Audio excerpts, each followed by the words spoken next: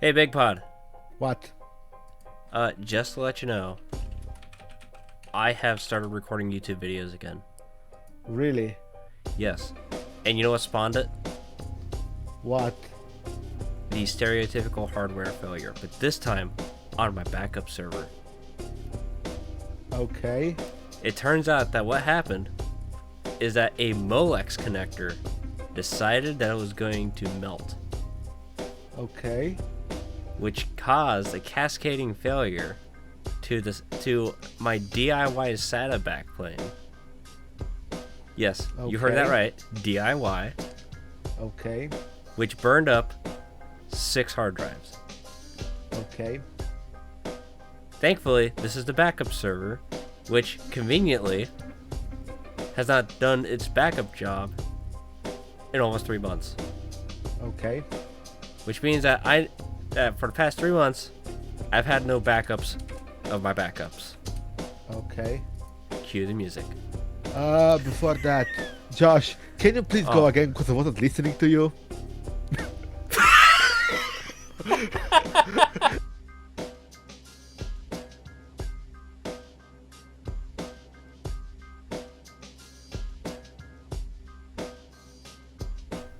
Hey guys, welcome to No Tux Allowed. I'm your host Josh today, and today I'm wearing the gray t-shirt.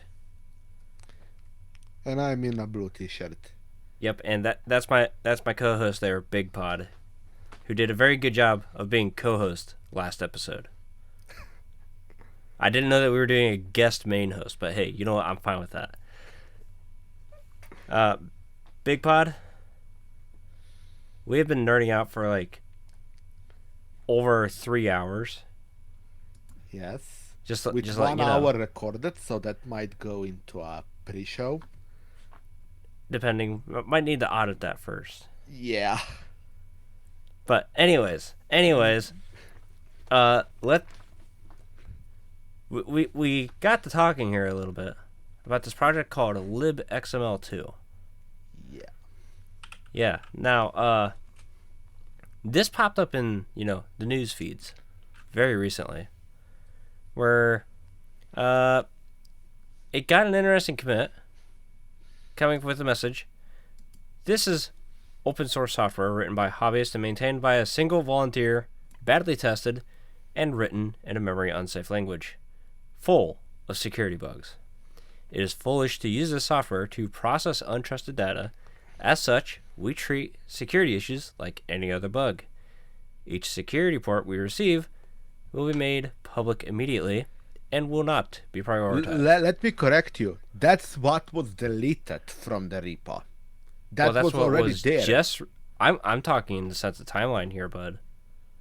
Well, that was deleted at the point of when we're talking about. Oh, That was yeah. deleted. You're right. You're As right. you You're can right. see, it's red. What was added in instead of that, which is already basically saying, do not use it, do not use it. It's gonna hurt you really, really, really bad. Please do not use it. It says this project is unmaintained and has known security issues. It's foolish to use this software to process untrusted data. Build yet its actions. Yeah, and yet it turns out that people are, such as Chromium, Webkit, Android, iOS, your choice of Linux desktop environment, libvirt, LibreOffice, and that's just scraping the surface because now we got PHP, Python, Ruby, Perl. Yes. And basically everything else that exists under the sun. Anything that basically needs to read an XML file, Yes. sort of. Probably, likely. Yeah. Which that even includes like SVG files. So like your Inkscape is involved with that. Playlist files for VLC. Even ffmpeg makes use of libxml at some point. Very likely that your podcast application does as well. Podcast feeds are XMLs, despite my heavy chagrin. Yeah. So this is a problem because if this is not maintained, then that means that it's vulnerable. Yeah, Potentially. no Not that. security updates Yeah, yeah, style vulnerable, which yeah. is already a But problem. the guy that was maintaining it, Nick Wollenhofer, did in fact step down. He announced much earlier that he would step down at the end of this year, so he finally did that. That left libxml with no maintainers until very recently. Of course, two new guys have basically stepped in. But it makes me wonder, Bigpod. At some point, this is just going to become like a bigger issue with like all these individual software projects that we Yeah. build like entire infrastructures off of. Yes. And the developer decides, yeah, I'm done. Because you got to Well, remember, a lot of these projects have gone on for 20 plus years in some cases. yeah.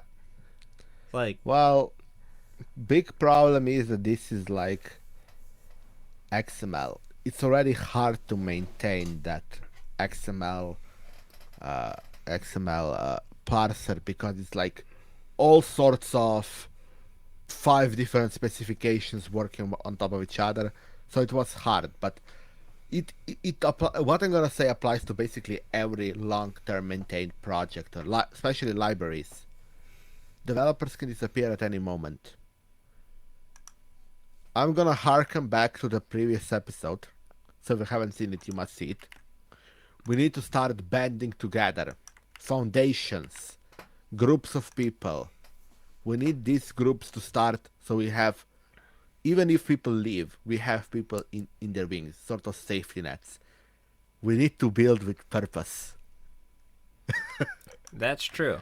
Now, to my understanding, libxml is technically hosted on the gnome.org GitLab. I don't know what its ties to the actual GNOME Foundation are, but that is a foundation that could pick this up. And it's not like the GNOME Foundation is lacking like funding. Yeah.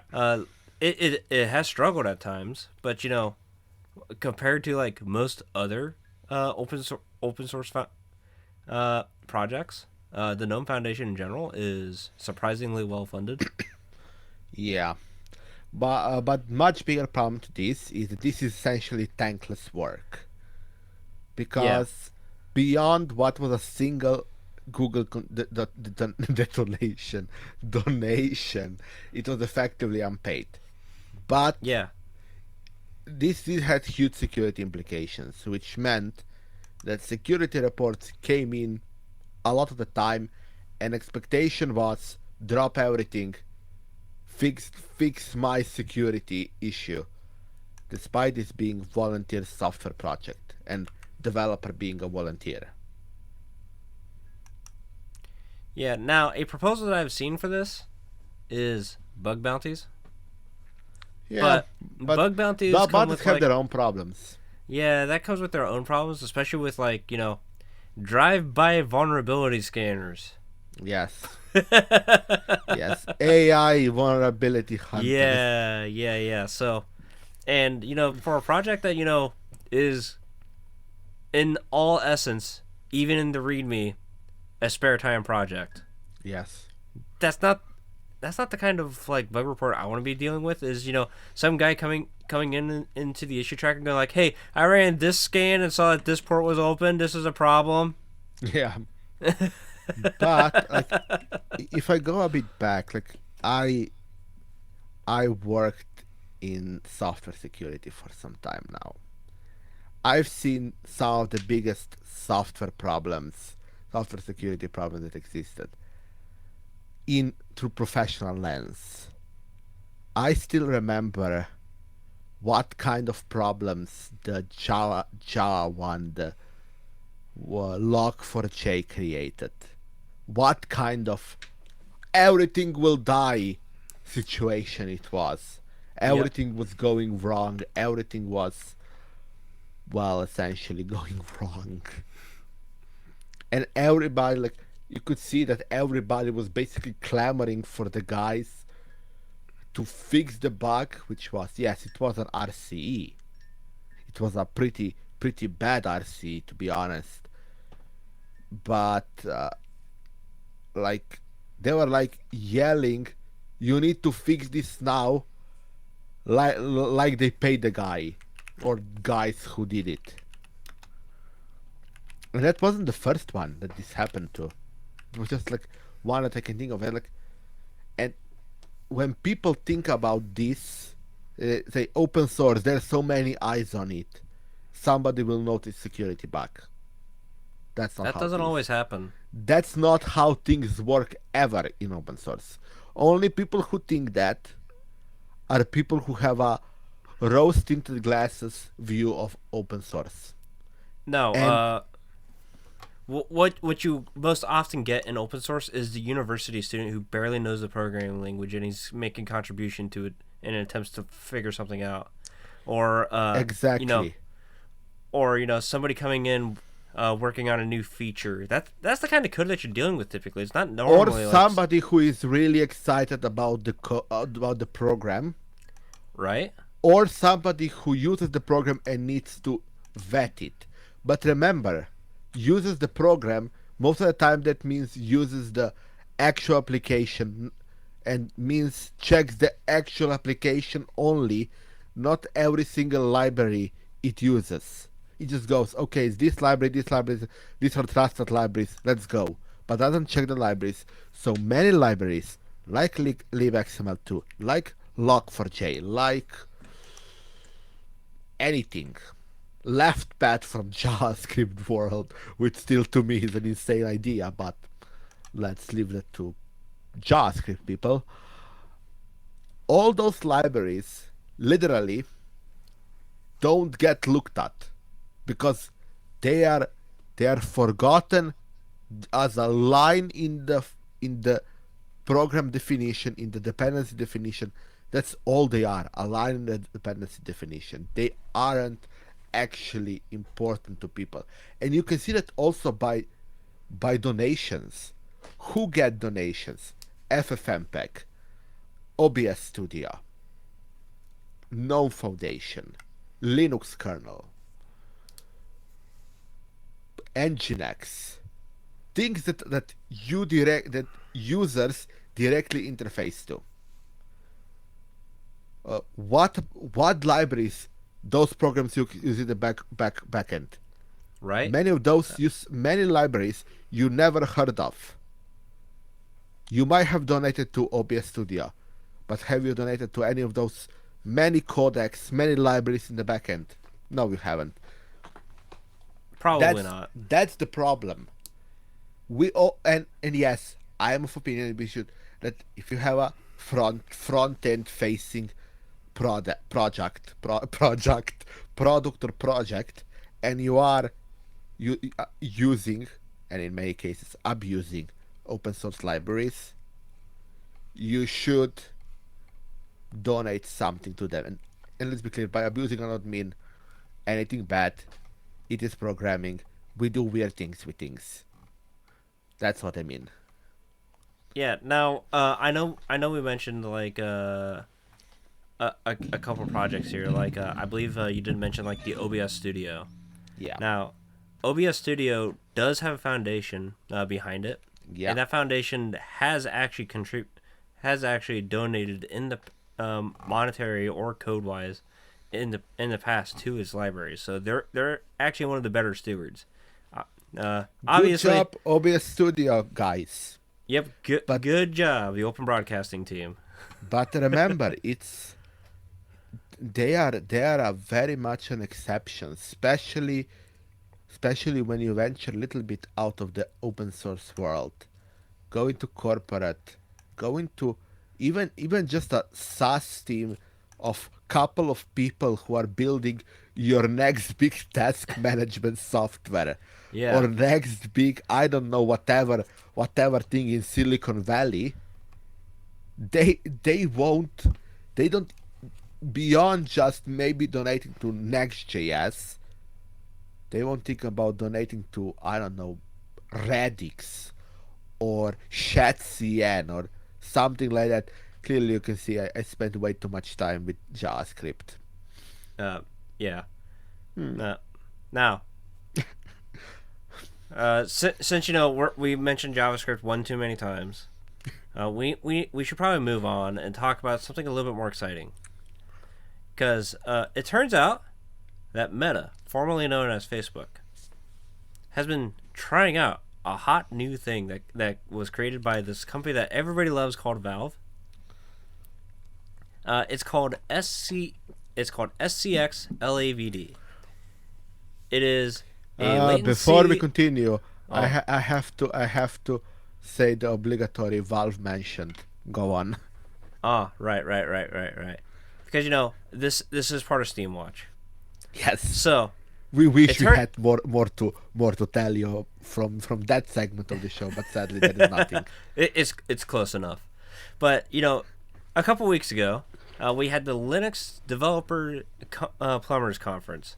This is, I think it's more like a not quite annual. It's a bit more often than annual, so it's periodical conference that the Linux Foundation hosts, just mostly for like Linux kernel developers to get together and communicate with each other. Because sometimes it's a lot nicer to meet up with a person in person and just discuss something rather than type it all out in a mailing list.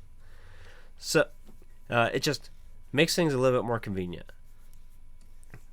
But a Meta representative came out and did a talk, and he was talking about, hey, we used the CPU scheduler from Valve's Steam Deck, and it turns out that it's working pretty darn good. They have noticed actually rather substantial performance gains with improvements in like their load balancing servers between CCX and LLC boundaries and more. And I think it's worthwhile that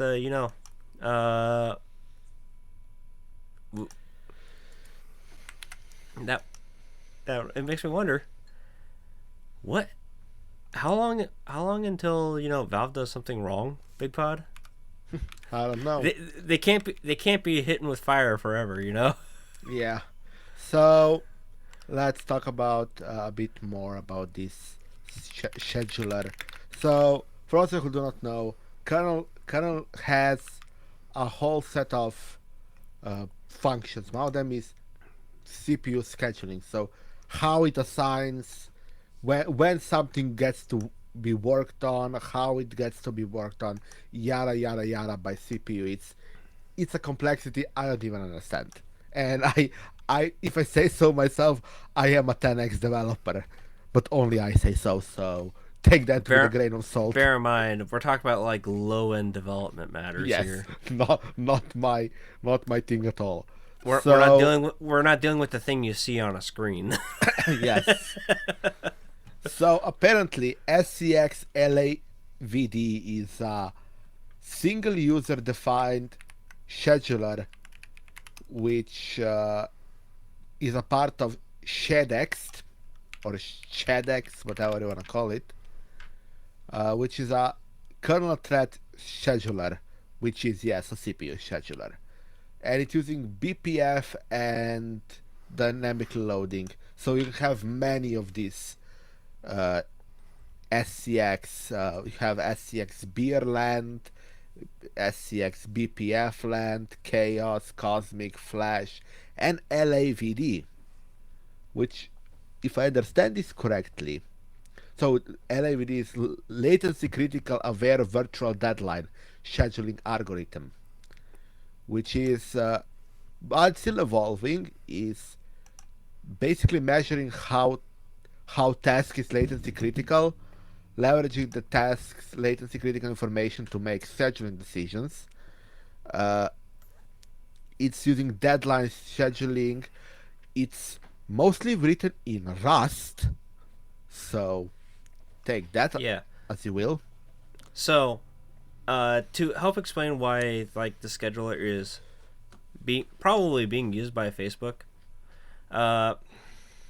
most CPU schedulers that you and I would use as like general consumers of a device are pretty fair, like general manages, like the CPU calls kind of fairly across the board. Whereas the one from the Steam Deck, you gotta think about what kind of device the Steam Deck is. Like, you use it for playing video games, and you want your video games to actually perform, right? So Yeah. we'll just make a scheduler that, prioritizes the video games, or, a single task, sort of. So, just to be more specific about the default schedule, it's called Completely Fair Schedule, CFS, and it's literally made to provide equal or a fair CPU time to all processes. But in reality, that's not what something like Meta or even something like gaming would want, because because over time you will They know. know they know the kind of data that they're serving, and they know the exact Yes. kind of processes that are coming, so they want to optimize that as much as possible. Also, because it does some sort of learning, it knows which processes need to have answers as quick as possible. It knows which have like lower latency, higher latency, so on, and it can schedule them in such a way that you're gonna have the best experience.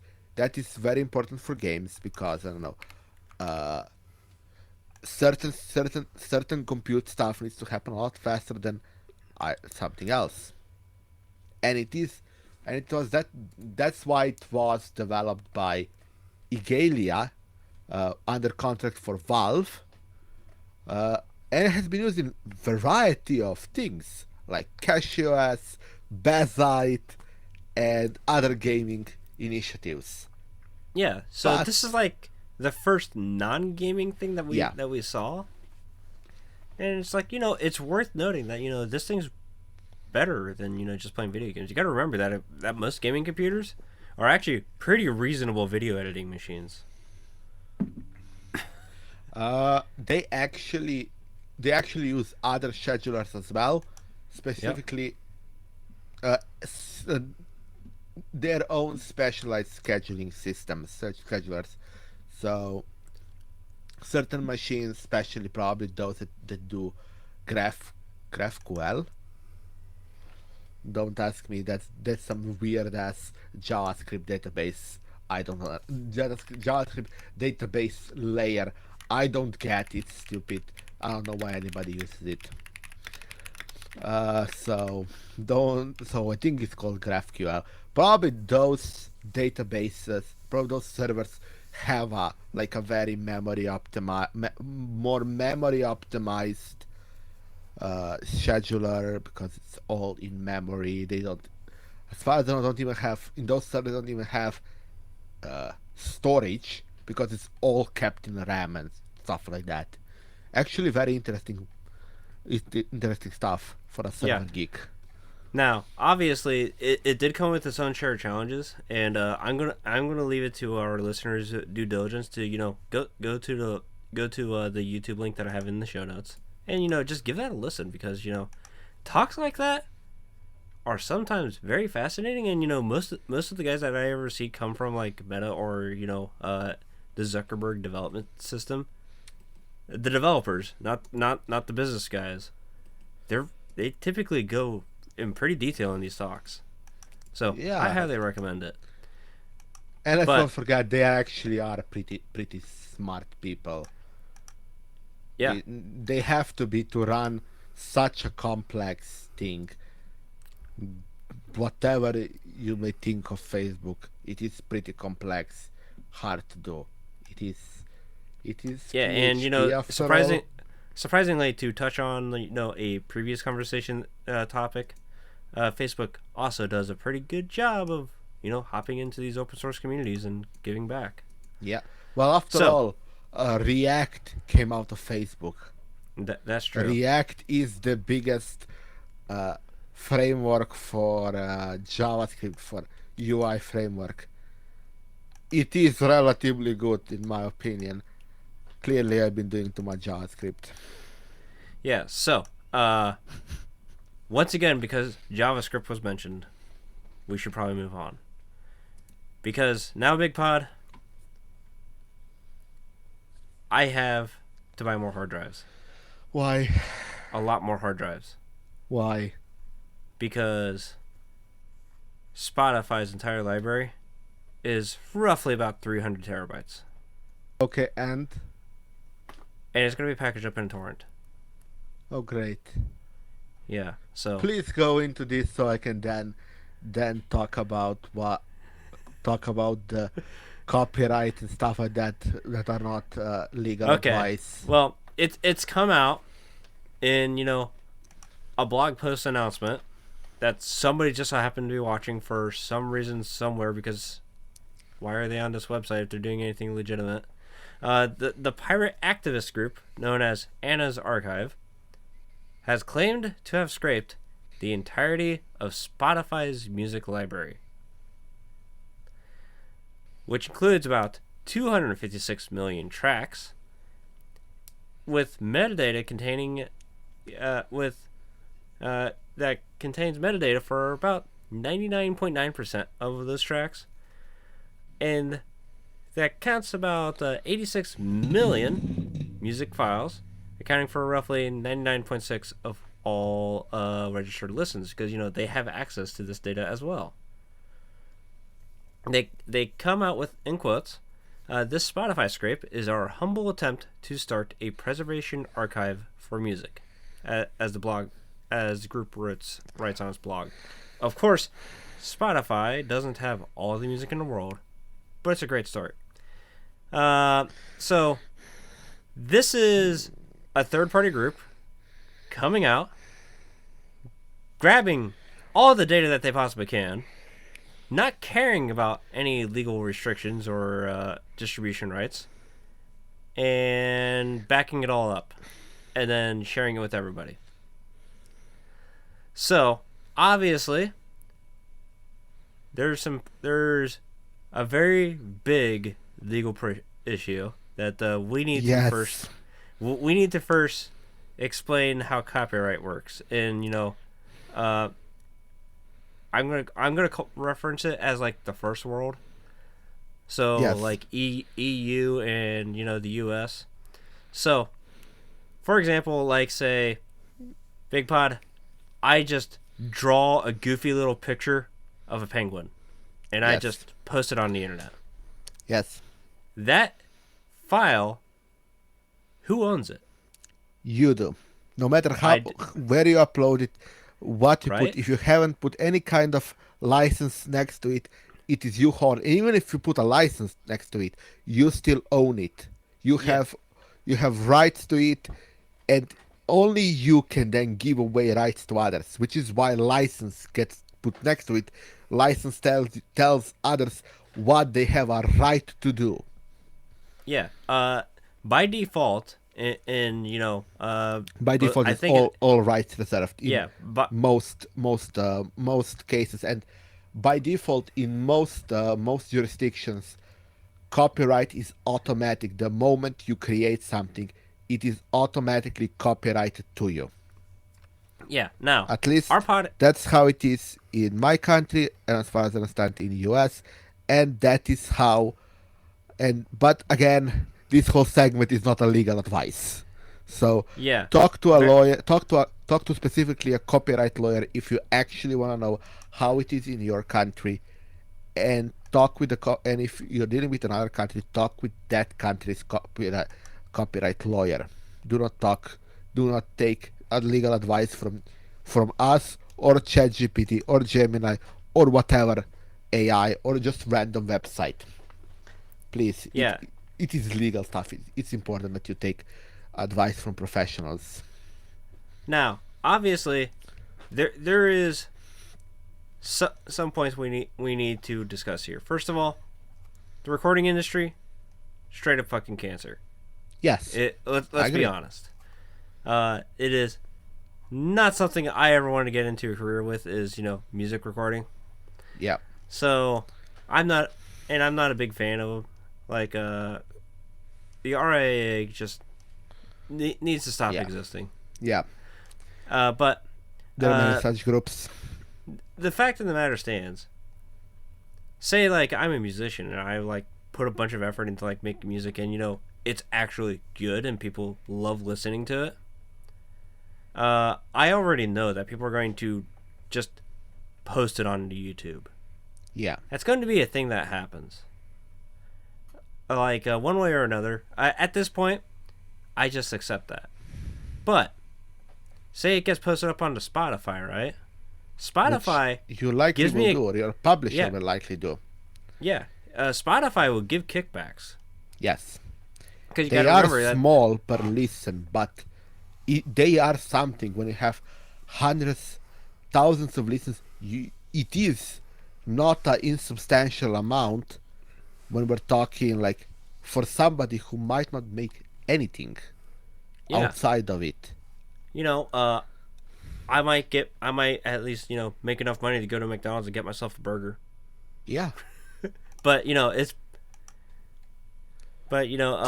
at least I'm making something out of it. Now, of course, Anna's Archive historically has always done like literature novels. So, stuff like both fiction and nonfiction. Their biggest claim to fame is that they've got backups for like LibGen, Sci-Hub, LibZ, and many other services that would hold scientific papers.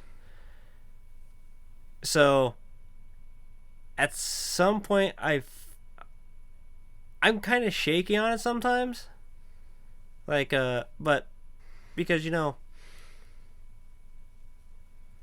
don't know about you, but like the scientific publishing industry as well is way worse than the music industry. Yes. Way worse. To be able to, I have had to spend $90 to get a copy of a study that was 3 pages long. Yeah. That is ridiculous. It is ridiculous, but at the same time, that's the price that was set by a copyright owner.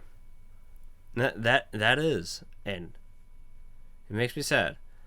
But of course, they've already announced that they're going to be creating a torrent. It doesn't exist yet, so they are going to be distributing it. And in the case that you're wondering, Spotify distributes everything through OGG files. And if you're an audiophile, you already knew that you weren't listening to Spotify because it's 160 kilobits. Yeah. Yeah, so anyways, if you would like to give feedback on the show and tell us just how many total terabytes of Linux ISOs you're currently seeding, you can send an email to contact@tuxbase.com. I'd be curious to know. I promise not to report you. But if you'd like to hop in, just chat with our general community, you can go to tuxbase.com/discord, have access to our Discord channel.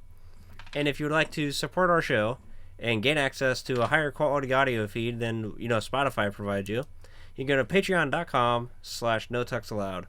Give us a couple dollars there. We'll give you back a beautiful MP3 file running at 320 kilobits. Because we know if you care enough to know about that, to know what that means, you deserve it. In the meantime, Bigpod, you can find me on my YouTube channel, youtube.com/@10lej. You can find Bigpod at youtube.com/@bigpod. We both have our own Fediverse accounts that might show up on like a video screen, but they're also linked in the description for the audio listeners. And I'm going to see myself out of here because I've got to go to bed so I can get into work so I can buy some more hard drives. Goodbye.